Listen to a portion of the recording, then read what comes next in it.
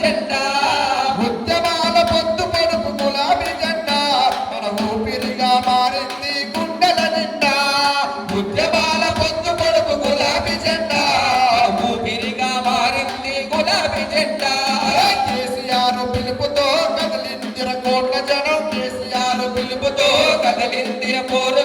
కేసీఆర్ పిలుపుతో కదిలిందిర కోట్ల జనం కేసీఆర్ పిలుపుతో కదిలిందిర పోరు జనం సాగించిన పోరులో